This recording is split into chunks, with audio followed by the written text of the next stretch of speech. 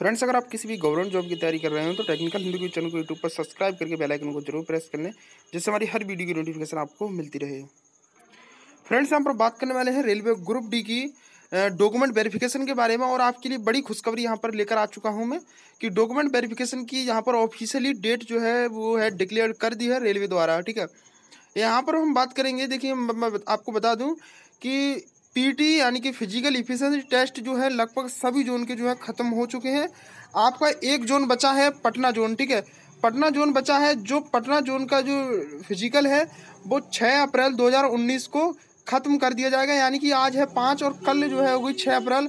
तो जो है 6 अप्रैल को जो है सभी जोन जो है उनके सभी फिजिकल समाप्त हो जाएंगे। केवल एक पटना जोन बचा था जिसका कल 6 अप्रैल को जो है फिजिकल खत्म हो जाएगा और सभी यहाँ पर फिजिकल फिनिश होने वाले हैं। ठीक है, यहाँ पर हम डॉक्यूमेंट डेट की बात करें तो डॉक्यूमेंट वेरिफिकेशन डेट के लिए 12 अप्रैल से आपके डॉक्यूमेंट वेरिफिकेशन शुरू है। जैसा कि मैंने एक पीछे वीडियो बनाया था आपके लिए ऑफिशियली अपडेट। ठीक है, इस वीडियो को बताने का मतलब ये है, उस वीडियो में मैंने आपको बता दिया था ऑफिशियली अपडेट, लेकिन यहाँ पर भी मैं आपको रिव्यू करा दूंगा। जिन छात्रों ने नहीं देखी तो यहाँ से भी देख सकते हैं। ठीक है, लेकिन हम इस वीडियो में बात करेंगे डॉक्यूमेंट लिस्ट।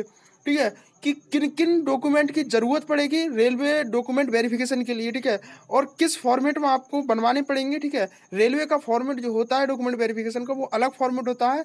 आपके फॉर्मेट जैसा कि आपने आधार, आपका जो जाति प्रमाण पत्र यानी कास्ट सर्टिफिकेट हो गया, आय हो गई, इन सभी से अलग रेलवे जो है बोर्ड अपना फॉर्मेट अलग मांगता है। उस फॉर्मेट में हम देखेंगे कि कौन से फॉर्मेट में आपको यहाँ पर चाहिए। ठीक है, और पूरा बताऊंगा मैं आपको कि जनरल कैंडिडेट के लिए कौन कौन सी डॉक्यूमेंट, ओबीसी कैंडिडेट के लिए कौन सी डॉक्यूमेंट और एससी एसटी कैंडिडेट के लिए कौन कौन सी डॉक्यूमेंट की आवश्यकता यहाँ पर पढ़ने वाली है। ठीक है, तो सभी जितने भी छात्र हैं वो इस वीडियो को पूरा देखते रहिएगा बिना स्किप किए। उससे पहले मैं आपसे एक रिक्वेस्ट करना चाहूँगा, चैनल को अभी तक आपने नहीं किया सब्सक्राइब फ्रेंड्स कर लीजिएगा। वीडियो के नीचे लाल कलर का सब्सक्राइब बटन होगा, साथ ही फ्रेंड्स एक बेल आइकन आएगा, उसे जरूर प्रेस करें जिससे हमारी हर वीडियो की नोटिफिकेशन आपको मिलती रहे। तो फ्रेंड्स, लिस्ट दिखाने से पहले मैं आपके लिए यहाँ पर बता दूं कि डॉक्यूमेंट वेरिफिकेशन की जो लिस्ट वो डेट है आपकी यहाँ पर आ चुकी है। जैसा कि आप यहाँ पर देख पा रहे हैं, ये है आरआरबी की जो आरआरसी वेस्टर्न रेलवे की ऑफिशियल वेबसाइट, जो आरआरबी अहमदाबाद जोन की जो जहाँ वैकेंसी थी अहमदाबाद जोन की। ठीक है, सॉरी अहमदाबाद जोन की, अहमदाबाद जोन की जो फिजिकल और डॉक्यूमेंट वेरिफिकेशन जो कंडक्ट करवा रहा है वो आपका रेलवे रिक्रूटमेंट सेल यानी आरआरसी वेस्टर्न रेलवे आपका करवा रहा है। ठीक है, तो आरआरबी अहमदाबाद जोन की यहाँ पर जो है आपकी डॉक्यूमेंट वेरिफिकेशन की डेट जो यहाँ पर आ चुकी है। ठीक है, तो जैसा कि आप यहाँ पर देख पा रहे हैं, एक नोटिफिकेशन यहाँ पर आया हुआ है। जैसा कि आप देख पा रहे हैं यहाँ पर, जैसा कि ये लाइन आपके सामने चल रही है, मैंने पहले भी वीडियो बना दी है, लेकिन यहाँ पर मैं फिर भी आपको दिखा दे रहा हूँ। फिर इसके बाद मैं आपको लिस्ट दिखाऊंगा डॉक्यूमेंट वेरिफिकेशन के लिए। ठीक है, यहाँ पर देख पा रहे हैं, यहाँ पर लिखा है attention tentative date of document verification for group D candidate from 12 April 2019 onward, link the downloading collateral will be made available soon, provision to check PT result of made available below. यानी कि यहाँ कहने का मतलब है कि आपको जो डॉक्यूमेंट वेरिफिकेशन है वो आपका 12 अप्रैल 2019 से स्टार्ट कर दिया जाएगा। ठीक है, आज आपकी 5 अप्रैल हो चुकी है और आपके पास सिर्फ कह सकते हैं आप कि 7 दिन आपके पास बचे हुए हैं। 7 दिन आपके पास बचे हुए हैं। ठीक है, और 7 दिन में जो मैं आपको डॉक्यूमेंट बताऊंगा उन डॉक्यूमेंट को बनवा लीजिए। अगर आपके पास वो डॉक्यूमेंट नहीं होते हैं तो आपको रेलवे बोर्ड से बाहर कर दिया जाएगा, फिर आपके लिए दोबारा मौका नहीं देता है। रेलवे बोर्ड एक बात में सख्त है कि जो आपको एक बार आपको बाहर कर दिया फिर आपके लिए मौका नहीं देता है, क्योंकि वहाँ पर जो है आप जैसे छात्र बहुत ज़्यादा छात्र होते हैं, इसलिए दोबारा मौका नहीं देता है। इसलिए मैं आपसे रिक्वेस्ट करूँगा जितने भी मैं डॉक्यूमेंट बताऊँ सभी डॉक्यूमेंट आप बनवा लीजिएगा। ठीक है, तो 12 अप्रैल से अहमदाबाद जोन का डॉक्यूमेंट वेरिफिकेशन स्टार्ट होने वाला है। चलिए अब चलते हैं लिस्ट पर, जो डॉक्यूमेंट वेरिफिकेशन की लिस्ट पर।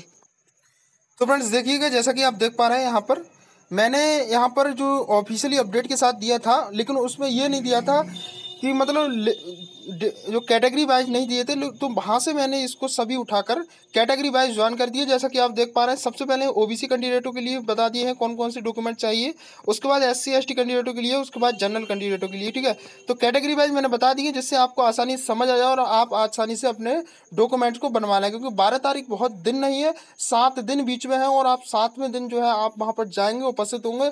अगर आपके पास वहाँ डॉक्यूमेंट नहीं होते तो आपको बाहर कर दिया जाएगा, फिर आपके लिए मौका नहीं मिलेगा। इसलिए पहले मैं आपको बता दूं कि रेलवे ने एक बार ऑफिशियल नोटिफिकेशन जारी किया था, मैंने ऑफिशियल अपडेट भी आपको वीडियो दी थी कि 100 से 150 छात्रों का ही डॉक्यूमेंट वेरिफिकेशन करवाया जाएगा। ठीक है, तो ये रहा आपके सामने, एक दिन में 100 से 150 छात्रों का ही डॉक्यूमेंट वेरिफिकेशन करवाया जाएगा। और जितने भी 16 आरआरसी जोन है सभी का जो है अलग अलग डेट आती रहेगी कि कब कौन से जोन का मेडिकल है डॉक्यूमेंट वेरिफिकेशन है। ठीक है, अभी जो होने वाला है वो अहमदाबाद जोन का होने वाला है। ठीक है, आगे जो 16 जोन के आते रहेंगे डेट मैं आपको बताता रहूंगा वीडियो के माध्यम से। ठीक है, तो चैनल को सब्सक्राइब और बेल आइकन को प्रेस कर लें जिससे आपको हमारी वीडियो मिलती रहे, कोई भी वीडियो मिस ना हो। बहुत ही इंपॉर्टेंट वीडियो आपके लिए रहने वाली है अब हमारी वीडियो। ठीक है, आगे हम बात करें सबसे पहले ओबीसी कैंडिडेटों के लिए। ठीक है, ओबीसी कैंडिडेटों के लिए यहाँ पर मैट्रिकुलेशन यानी कि 10th या SSLC सर्टिफिकेट, जो साउथ के से बिलोंग करते हैं यानी साउथ से होते हैं, इंडिया में साउथ से लोग जो हैं वो यहाँ पर 10th की मार्कशीट को SSLC सर्टिफिकेट बोलते हैं। ठीक है, लेकिन आपको यहाँ पर 10th की मार्कशीट लगानी है। ठीक है, 10th की मार्कशीट लगानी है। 10th की मार्कशीट जो आपकी डेट ऑफ बर्थ और आपके नाम के लिए चेक करने के लिए ली जाती है। ठीक है, आगे हम बात करें यहाँ पर ITI की। जिन छात्रों ने ITI से अपना फॉर्म को फिलअप किया है उन छात्रों के लिए ITI सर्टिफिकेट दिखाना पड़ेगा, या तो NCBT से हो या SCBT से हो। ठीक है, और मैं आपको बता दूं अगर आपने ITI से फॉर्म फिलअप नहीं किया है तो केवल आपके लिए हाई स्कूल की मार्कशीट ही ले जानी है। और मैं जितने भी डॉक्यूमेंट्स आपको बता रहा हूँ ओरिजिनल तो ले जाने ही ले जाने हैं, साथ में उनके दो सेट आपको ले जाने हैं जो फोटो अटेस्टेड होने चाहिए। ठीक है, यानी कि एक सर्टिफिकेट के 2 सेट होने चाहिए। ठीक है, यानी कि ऐसे कि कोई सर्टिफिकेट है हाई स्कूल की मार्कशीट है तो उसकी 2 फोटो स्टेट। ठीक है, ITI का सर्टिफिकेट है तो उसकी 2 फोटो स्टेट, यानी सभी की 2 फोटो स्टेट करवाकर एक सेट अलग अलग 2 सेट बना लीजिएगा। ठीक है, तो ये तो रही आपकी यहाँ पर ITI की मैंने बात कर ली। अब मैं बात करूँ यहाँ पर OBC non creamy caste certificate की। जो छात्र यहाँ पर OBC से बिलोंग करता है, नॉन क्रीमी लेयर से होता है, NCN का मतलब है नॉन क्रीमी लेयर। जो छात्र 8 लाख से, इनकी फैमिली में 8 लाख से कम इनकम होती है वो छात्र नॉन क्रीमी लेयर में बिलोंग करते हैं। और ऐसे छात्र जिनकी फैमिली में 8 लाख से ऊपर की जो है इनकम होती है वो छात्र जो है क्रीमी लेयर में बिलोंग करते हैं। ठीक है, तो जो क्रीमी लेयर वाले छात्र होते हैं तो बोर्ड जो होता है वो उनके लिए जनरल की तरह डील करता है। ठीक है, अब मैं बात करूँ यहाँ पर नॉन क्रीमी लेयर की।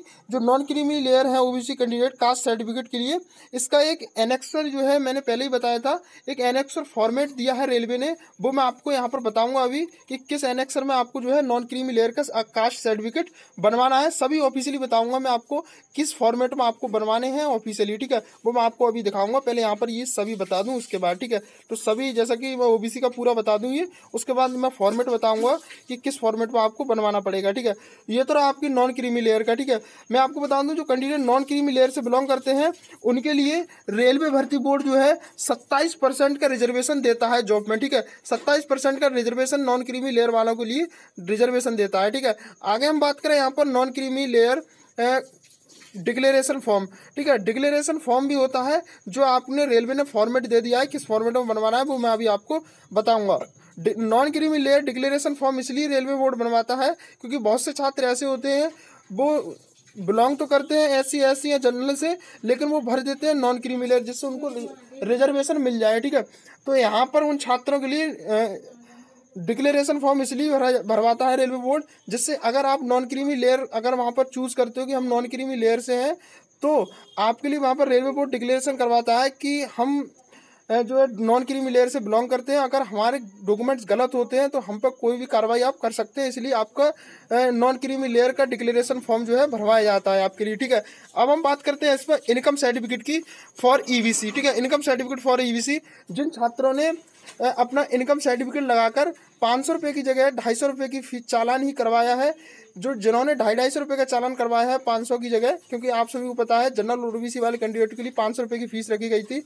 और रेलवे बोर्ड ने साफ साफ बोला था अगर आप इकोनॉमिकली फैमिली से बिलोंग करते हैं यानी कि आप गरीब परिवार से बिलोंग करते हैं, ठीक है, तो आप वहाँ पर अपना इनकम सर्टिफिकेट लगाकर 250 रुपये सबमिट कर सकते हैं। तो ऐसे में आपको EBC सर्टिफिकेट जो यहाँ पर बनवाना पड़ेगा 250 रुपये के लिए, वो आपके लिए फॉर्मेट रेलवे बोर्ड ने दे दिया है। ठीक है, आगे हम बात करें आधार कार्ड की, तो आधार कार्ड की फोटोस्टेट दोनों साइडों की आपकी करवानी है, 2 सेट आपको बनवा के ले जाने हैं, साथ ही आपको ओरिजिनल आधार कार्ड भी ले जाना पड़ेगा। ठीक है, आगे मैं बात करूँ यहाँ पर फीस रिसिप्ट की। अगर आपने SBI चालान करवाया है, पोस्ट ऑफिस से चालान करवाया है, तो आपको फीस जो रिसिप्ट है वो आपको जो है रेलवे बोर्ड को दिखानी पड़ेगी। अगर आपने ऑनलाइन चालान करवाया है तो कोई दिक्कत वाली बात नहीं है।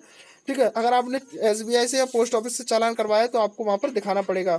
आगे मैं बात करूँ यहाँ पर PWD सर्टिफिकेट के लिए, अगर आप OBC से बिलोंग करते हैं, अगर आप विकलांग छात्र हैं, ठीक है, यानी PWD से बिलोंग करते हैं, विकलांग छात्र हैं, तो आपको यहाँ पर सर्टिफिकेट दिखाना पड़ेगा। वो मैं आपको अभी फॉर्मेट दिखा देता हूँ, ठीक है। तो ये तो रहे आपके OBC के सभी सर्टिफिकेट। OBC के जो भी छात्र हैं इन सभी सर्टिफिकेट को बनवा लें, और कोई भी सर्टिफिकेट की आपके लिए ज़रूरत यहाँ पर नहीं पड़ने वाली है, ठीक है। अब मैं लेकर चलता हूँ फॉर्मेट की तरफ कि किन किन फॉर्मेट में आपको बनवाने हैं डॉक्यूमेंट्स। जैसे कि यहाँ पर OBC का नॉन क्रीमी लेयर का सर्टिफिकेट किस फॉर्मेट में बनवाना है, नॉन क्रीमी लेयर का डिक्लेरेशन फॉर्म किस सर्टिफिकेट में बनवाना है, ठीक है। इनकम का जो EBC का सर्टिफिकेट है वो किस फॉर्मेट में बनवाना है। तो चलते हैं फ्रेंड्स RRB के ऑफिशियल नोटिफिकेशन पर, वहां पर रेलवे ने साफ साफ बता दिया किस फॉर्मेट में बनवाने हैं। तो फ्रेंड्स जैसा कि देख पा रहे हैं हमने RRB का ऑफिशियल नोटिफिकेशन ओपन कर लिया है, जो RRB ने जो है पब्लिश किया था, जिसमें सभी डॉक्यूमेंट्स के फॉर्मेट बताए गए हैं। साथ ही यहाँ पर बताए गए हैं कि कौन कौन से फॉर्मेट है, किस एनेक्सर में ये बताया गया है, ठीक है। सबसे पहले हम बात करते हैं नॉन क्रीमी लेयर का सर्टिफिकेट, जहाँ पर आप देख सकते हैं 17.4 में, ठीक है, जो OBC non creamy layer certificate format annexure second में आपका दिया गया है, ठीक है।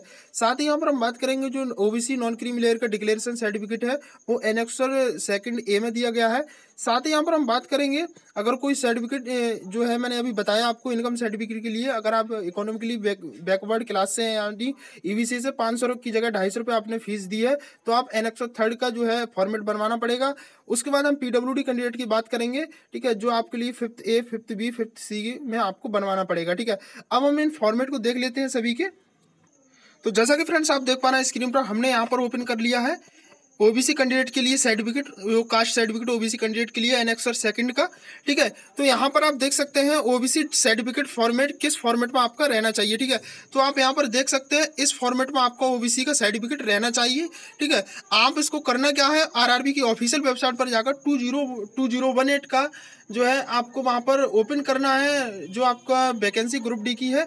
नहीं तो मैं वीडियो को डिस्क्रिप्शन इस ऑफिशियल नोटिफिकेशन की लिंक दे दूंगा, वहाँ से आप सीधा डाउनलोड कर लीजिएगा, ठीक है। और आप इन सर्टिफिकेट जितने भी हैं कंप्यूटर कैफे पर जाकर इनका जो है फॉर्मेट का फोटोस्टेट निकलवा कर ऐसे ही सेम टू सेम बनवा लीजिए। मैं आपको बता दूं, या तो आपका हिंदी में होना चाहिए या इंग्लिश में होना चाहिए, किसी एक लैंग्वेज में होना चाहिए।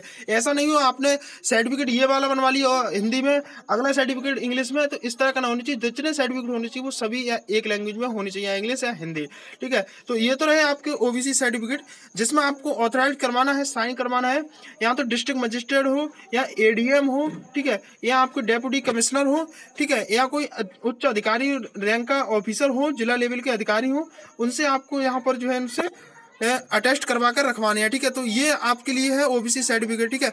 उसके बाद मैं फ्रेंड्स बात करूं यहाँ पर डिक्लेरेशन सर्टिफिकेट OBC कैटेगरी के लिए, जो एनेक्सर सेकंड A में बनवाना पड़ेगा, ठीक है। उसमें आपको करना कुछ नहीं है, आपको नाम, अपने पिताजी का नाम, किस शहर से बिलोंग करते हैं, किस जिले के, ठीक है, वो करवाना है सभी यहाँ पर, ठीक है। उसके बाद यहाँ पर अपना सिग्नेचर करना है। ये इसलिए बनवाया जाता है डिक्लेरेशन सर्टिफिकेट, जिससे आप जो है ये कहते हैं रेलवे को कि मैं OBC नॉन क्रीमी लेयर से बिलोंग करता हूं, अगर मेरा कोई भी गलत पाया जाता है सर्टिफिकेट तो आप मुझ पर जो है कार्रवाई कर सकते हैं, रेलवे बोर्ड कार्रवाई कर सकता है, ठीक है। इसलिए यहाँ पर नॉन क्रीमी लेयर के लिए ये सर्टिफिकेट जरूरी होता है, ठीक है। आगे हम बात कर लेते हैं अब income certificate for EBC annexure third. आप देख सकते हैं जिन कैंडिडेटों ने 500 की जगह 250 रुपये का फीस दिया है, OBC वाले कैंडिडेटों ने, उनके लिए ये है, ठीक है। आपको यहाँ पर जो है अपना भरवाना पड़ेगा पूरा। जिन छात्रों की, जिन आपके अगर फैमिली में 50,000 से कम की जिनकी इनकम है, ये उन्हीं के लिए बनता है। अगर 50,000 से ऊपर पर ईयर की इनकम है तो ये आपके लिए नहीं बनेगा, ठीक है। उसके बाद यहाँ पर आपको स्टाम्प और इश्यू जिससे भी ऑथराइज करवाना है आप करवा सकते हैं, लेकिन कोई ऐसा वैसा ना हो, कोई उच्च अधिकारी का लेवल का अधिकारी होना चाहिए, ठीक है। यहाँ पर आप देख सकते हैं 50,000 से कम होनी चाहिए पर ईयर इनकम आपकी फैमिली में, ठीक है, आपके पिताजी हों जो भी हों, ठीक है। उसके बाद यहाँ पर आप देख सकते हैं किससे आपको ये जो है ऑथराइज करवानी है, डिस्ट्रिक्ट मजिस्ट्रेट हो या एनी अदर रिन्यू ऑफिसर हो, ठीक है, जो मतलब खूब तहसीलदार हो, ठीक है, यानी बड़ी तहसीलदार से ऊपर का कोई भी अधिकारी हो, उससे आप ऑथराइज करवा सकते हैं इसको, ठीक है। उसके बाद यहाँ पर आप तीसरे नंबर पर देख सकते हैं अगर आप BPL कार्ड आपके पास है तब भी आप इसको जो है सेंट्रल गवर्नमेंट की जॉब के लिए बनवा सकते हैं, ठीक है। अब बात कर लेते हैं यहाँ पर PWD कैंडिडेट के लिए। तो फ्रेंड्स आप देख सकते हैं हमने पीडब्ल्यूडी कैंडिडेट के लिए देख लिया है, जिसमें एनेक्सर 5A था, 5B और 5C थे। 3 सर्टिफिकेट आपको पीडब्ल्यूडी कैंडिडेट वालों के लिए बनवाने पड़ेंगे। ठीक है, आपको यहाँ पर अपना A4 साइज जो आपका फोटो है पासपोर्ट साइज का, वो यहाँ पर आपको लगाना पड़ेगा। ठीक है, तो यहाँ पर आप देख सकते हैं पूरा इस तरह से कुछ बनवाना पड़ेगा। ठीक है, उसके बाद आपको यहाँ पर जो ऑथराइज करवाना है वो करवाना है आपको नोटिफाइड मेडिकल ऑथराइज। ठीक है, मेडिकल ऑथराइज यहाँ पर आपको करवाना पड़ेगा। उसके बाद यहाँ पर देख सकते हैं आप एक फॉर्मेट ये रहा पीडब्ल्यूडी वाले कैंडिडेट के लिए 5th B। ठीक है, ये फॉर्मेट आपको बनवाना पड़ेगा।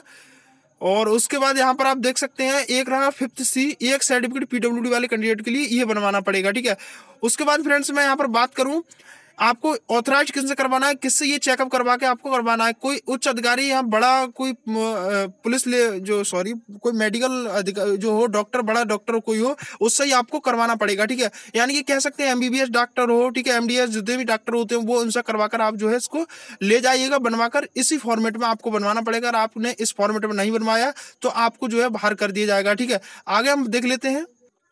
उसके बाद फ्रेंड्स हम यहाँ पर देख लेते हैं SC ST जो कैंडिडेट है उनके लिए क्या क्या करवाना है। ठीक है, यहाँ पर सबसे पहले आपको अपनी 10th की मार्कशीट ले जानी है। ITI सर्टिफिकेट आपको ले जाना है, अगर ITI से आपने फॉर्म को फिलअप किया है तब। जो आपके लिए NCBT या SCBT से हो वही सर्टिफिकेट ऑथराइज आपका होना चाहिए। SC ST कास्ट सर्टिफिकेट जो रेलवे बोर्ड ने किस फॉर्मेट में दिया है वो मैं आपको फॉर्मेट अभी दिखा दूंगा, उस फॉर्मेट में आपको ले जाना पड़ेगा। साथ ही अपना आधार कार्ड की दोनों तरफ की फोटोस्टेट 2 करके ले जानी है, साथ ही ओरिजिनल आधार कार्ड भी ले जाना पड़ेगा। अगर आपने SBI से पोस्ट ऑफिस से चालान किया है तो उसकी फीस रिसिप्ट भी आपको ले जानी पड़ेगी। अगर आप SC ST से PWD कैंडिडेट है, विकलांग कैंडिडेट है, तो आपको सर्टिफिकेट बनवाना पड़ेगा। वो मैं आपको सभी ये सर्टिफिकेट SC ST वाले कैंडिडेट को दिखा देता हूँ। फिर उसके बाद हम बात करेंगे जनरल वाले UR कैंडिडेटों के लिए। तो फ्रेंड्स यहाँ पर आप देख सकते हैं SC ST वाले कोई सर्टिफिकेट जो कास्ट सर्टिफिकेट रहेगा उनका आप देख सकते हैं 17.3 पर कि एनेक्सर 1 में उनका जो है यहाँ पर सर्टिफिकेट रहने वाला है। मैं यहाँ पर एनेक्सर 1 का जो आपका SC ST कैंडिडेट के लिए कास्ट सर्टिफिकेट है वो ओपन कर लेता हूँ किस फॉर्मेट में आपको चाहिए। तो फ्रेंड्स यहाँ पर आप देख सकते हैं form of caste certificate for SC ST के लिए एनेक्सर 1 का सर्टिफिकेट यहाँ पर आप देख सकते हैं।